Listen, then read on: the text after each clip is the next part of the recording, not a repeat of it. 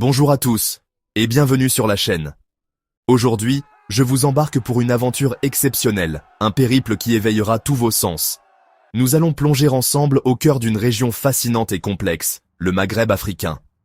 Une terre de contrastes saisissants, où le sable doré du désert rencontre le bleu profond de la mer, où les traditions millénaires côtoient une modernité bouillonnante. Nous allons explorer bien plus que des cartes postales. Nous allons tenter de comprendre l'âme de ces pays, à travers leurs paysages, à couper le souffle, leurs croyances profondes, leurs systèmes politiques uniques et leur culture si riche et diversifiée. Pour ce voyage, nous allons nous concentrer sur 5 piliers qui définissent l'identité de chaque nation. D'abord, nous nous laisserons éblouir par la beauté de leurs paysages naturels et architecturaux. Ensuite, nous aborderons la religion, principalement l'islam, qui façonne le quotidien et les valeurs de la société. Puis, nous nous pencherons sur la gouvernance, pour comprendre comment ces pays sont dirigés. Nous nous immergerons dans leur culture foisonnante, de l'artisanat à la musique, en passant par la gastronomie. Enfin, nous terminerons par la célébration de l'amour et de l'union à travers les traditions du mariage. Préparez-vous à être émerveillés, à apprendre et peut-être même à changer votre regard sur cette partie du monde. C'est parti pour un voyage inoubliable à travers le Maroc, l'Algérie, la Tunisie, la Libye et la Mauritanie. Accrochez-vous, le décollage est imminent. Notre première escale nous mène au Maroc, ce pays qui enchante les voyageurs depuis des siècles. Sa beauté est plurielle, presque théâtrale. Imaginez les sommets majestueux de l'Atlas, souvent coiffés de neige, qui se dressent comme des gardiens silencieux au-dessus des plaines fertiles. Au pied de ces géants, on trouve des villes impériales, comme Marrakech, Fès ou Meknès, avec leurs médinas labyrinthiques où chaque ruelle semble raconter une histoire. Les souks y débordent de vie, de couleurs et d'odeurs, le parfum du cuir, des épices, de la fleur d'oranger. C'est une véritable symphonie pour les sens. Puis, il y a le littoral. D'un côté, l'Atlantique sauvage et ses vagues puissantes qui viennent s'écraser sur les plages d'Essaouira ou de Tagazout. De l'autre, la Méditerranée, plus calme, avec ses criques secrètes et ses eaux turquoises. Et comment ne pas parler du désert? Les portes du Sahara, à Merzouga ou Mamid, ouvrent sur un océan de dunes dorées, où le silence n'est rompu que par le souffle du vent. La beauté du Maroc, c'est ce dialogue permanent entre la nature brute et le raffinement d'une civilisation millénaire, visible dans l'architecture des riads et la finesse des éliges. Au cœur de cette identité marocaine, la religion occupe une place centrale. L'islam, et plus précisément le sunnisme de rite malékite, est la religion d'État et rythme la vie de la grande majorité de la population. Les 5 appels à la prière scandent la journée, des villes aux villages les plus reculés. Mais ce qui est fascinant au Maroc, c'est cette cohabitation historique. Le pays a une longue tradition de tolérance, avec une communauté juive présente depuis des millénaires et dont l'héritage est encore visible dans les Mellas, les anciens quartiers juifs des Médinas. Cette spiritualité se mêle aussi à des croyances populaires et au soufisme, un courant mystique de l'islam très présent. Sur le plan de la gouvernance, le Maroc est une exception dans la région. C'est une monarchie constitutionnelle, parlementaire et sociale. Le roi, actuellement Mohamed VI, est à la fois le chef de l'État et le commandeur des croyants, ce qui lui confère une autorité politique et religieuse très forte. Il joue un rôle d'arbitre au-dessus des partis politiques. Le pouvoir exécutif est dirigé par le chef du gouvernement, issu du parti arrivé en tête des élections législatives. C'est un système complexe, en constante évolution, qui tente de concilier tradition monarchique et aspiration démocratique. La culture marocaine est un carrefour d'influence. C'est un formidable métissage entre les cultures amazighes, arabes, andalouses, africaines et même européennes. Cette diversité se retrouve partout. Dans la langue, avec le darija, cet arabe dialectal truffé de mots berbères, français et espagnol. Dans la musique, qui va du shahabi populaire à la musique spirituelle Niaoua, héritage des anciens esclaves d'Afrique subsaharienne. Et bien sûr, dans la gastronomie, le couscous, le tagine, la pastilla, chaque plat est un voyage en soi, un mélange subtil de saveurs sucrées et salées. Enfin, le mariage marocain est une célébration grandiose, un spectacle qui peut durer plusieurs jours. C'est un événement social majeur, qui unit non pas 2 individus, mais 2 familles. Les festivités commencent bien avant le jour J, avec la cérémonie du hammam pour la mariée, puis la cérémonie du henné, censée porter bonheur. Le jour de la grande fête, la mariée, telle une reine, change plusieurs fois de tenue traditionnelle, chacune représentant une région ou une tradition différente. Elle est portée sur la maria, un palanquin richement décoré, sous les youyous et les chants des invités. C'est une explosion de joie, de couleurs, de musique et de partage. Le banquet est somptueux, la fête bat son plein, jusqu'au petit matin. Le mariage marocain est bien plus qu'une simple union. C'est une affirmation éclatante de l'identité culturelle, de la générosité et du sens de la communauté. C'est le point d'orgue de la vie sociale, un moment où toutes les facettes du Maroc, sa générosité, son amour de la fête et son attachement aux traditions, s'expriment avec une intensité incomparable. Nous poursuivons notre voyage vers l'Est pour arriver en Algérie, le plus grand pays d'Afrique et du monde arabe. Parler de la beauté de l'Algérie, c'est parler de démesure. Le pays est un continent en lui-même. Au nord, un littoral méditerranéen de plus de 1600 km, avec des villes blanches comme Alger la Blanche et Oran la Radieuse, des criques sauvages et des ruines romaines spectaculaires, comme à Timgad ou Djemila, témoins d'un passé glorieux. Ces vestiges, classés au patrimoine mondial de l'UNESCO, sont d'une beauté et d'une conservation à couper le souffle. En s'éloignant de la côte, on traverse les hauts plateaux, puis l'Atlas saharien, avant de plonger dans l'immensité du Sahara. Et là, le paysage se transforme radicalement. Le Sahara algérien n'est pas un désert monotone. C'est une succession de merveilles géologiques, le Hogar et ses pics volcaniques aux formes étranges, le Tassili Nadjer, un plateau de grès érodé qui ressemble à une forêt de pierres, abritant l'une des plus grandes collections d'art rupestre préhistorique au monde. C'est un musée à ciel ouvert, une terre de silence et de spiritualité. La religion, en Algérie, est un pilier fondamental de l'identité nationale, profondément ancré dans l'histoire du pays. L'islam sunnite, de rite malékite également, est la religion de la quasi-totalité de la population. Il a joué un rôle unificateur crucial, notamment durant la lutte pour l'indépendance. La religion est visible dans l'espace public, avec ses magnifiques mosquées, comme la Grande Mosquée d'Alger, la troisième plus grande au monde, mais elle est surtout vécue au quotidien, dans les gestes, les expressions et le calendrier des fêtes. Cette pratique religieuse est souvent empreinte d'une grande ferveur et d'un profond respect pour les traditions. Les Zaouïas, des confréries religieuses soufis, continuent de jouer un rôle social et spirituel important dans de nombreuses régions, perpétuant un enseignement et des rituels ancestraux. La religion est un repère, un ciment social qui lie les Algériens entre eux, par-delà les diversités régionales. C'est une force tranquille qui imprègne l'âme du pays. Du point de vue de la gouvernance, l'Algérie est une république démocratique et populaire, selon sa constitution. C'est un régime présidentiel où le président de la République, élu au suffrage universel direct, détient l'essentiel du pouvoir exécutif. Il nomme le Premier ministre et les membres du gouvernement.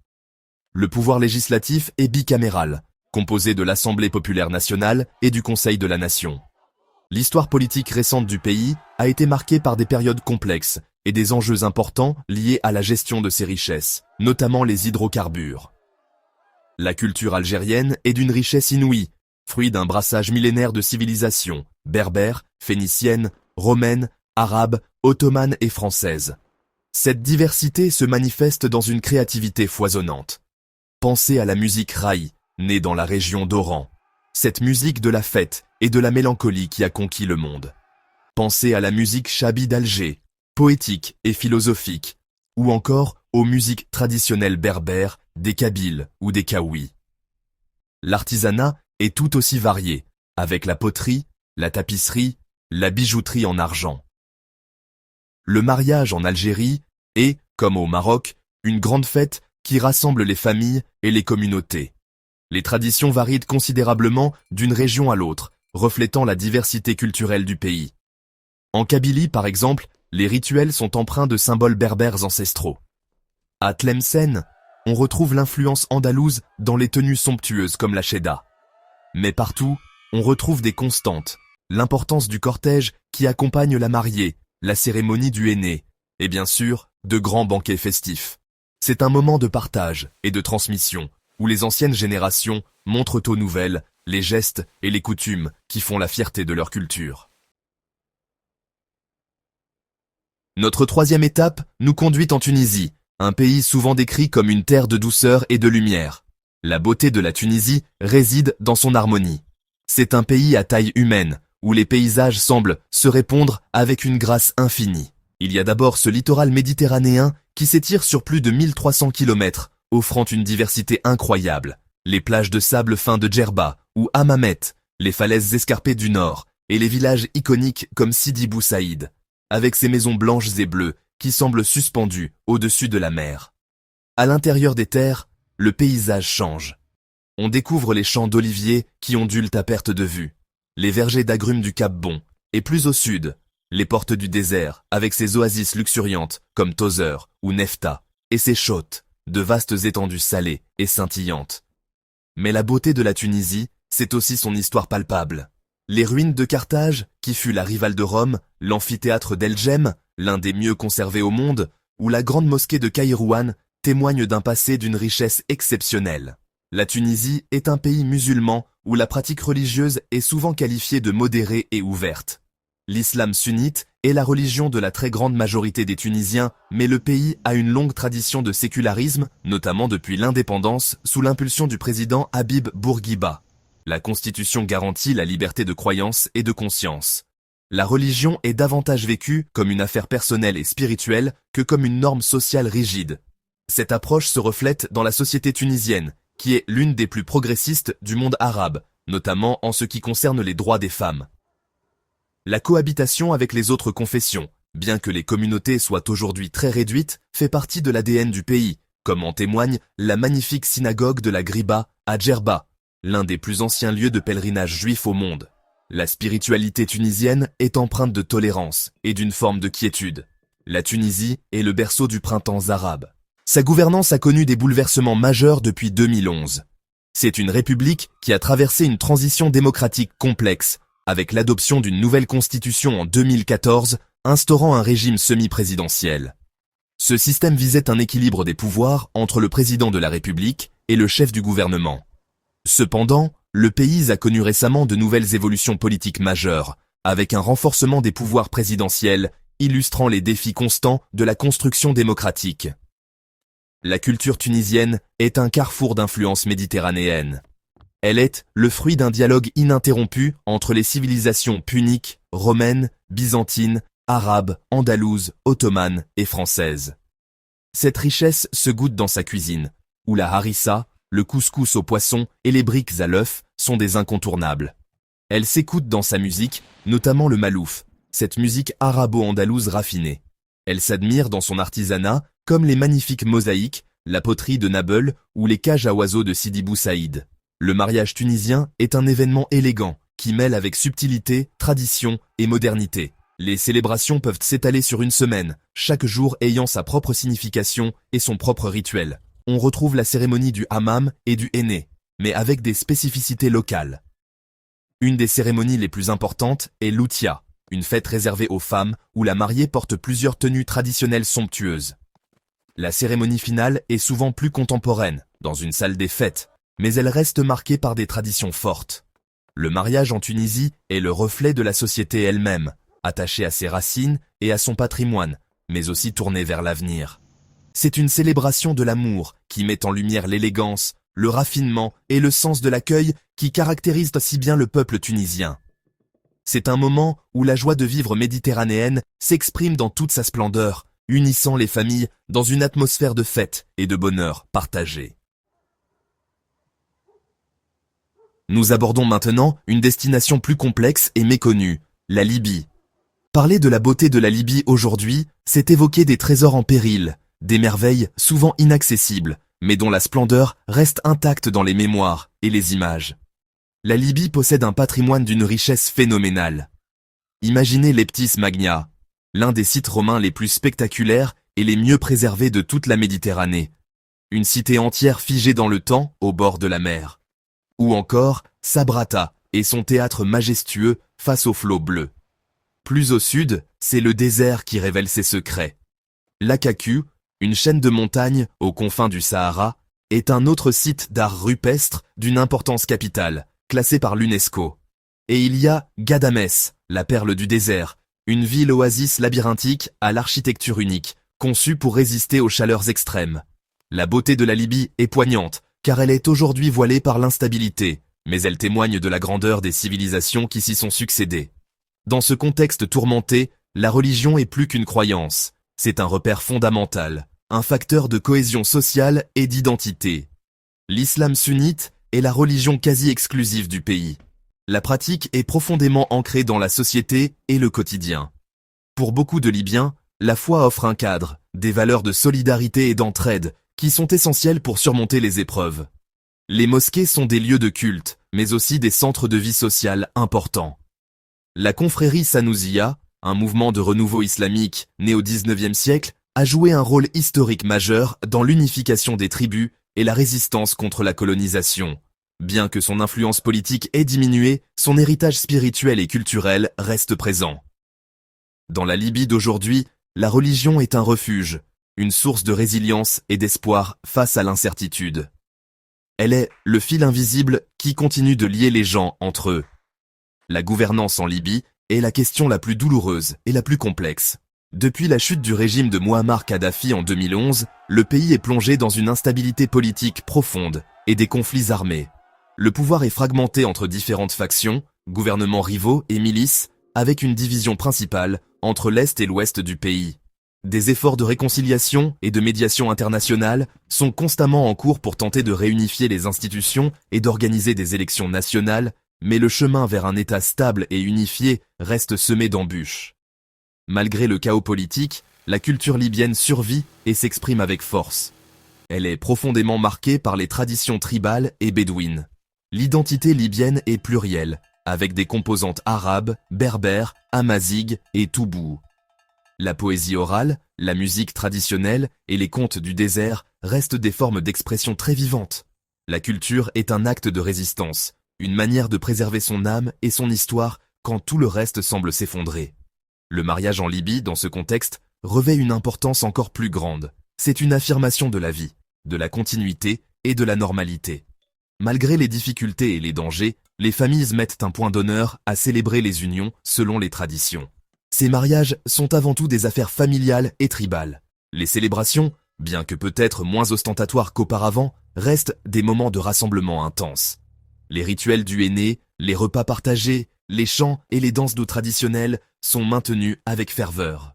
C'est l'occasion de renforcer les liens claniques et de réaffirmer son appartenance à une communauté. Le mariage en Libye est un symbole puissant de résilience.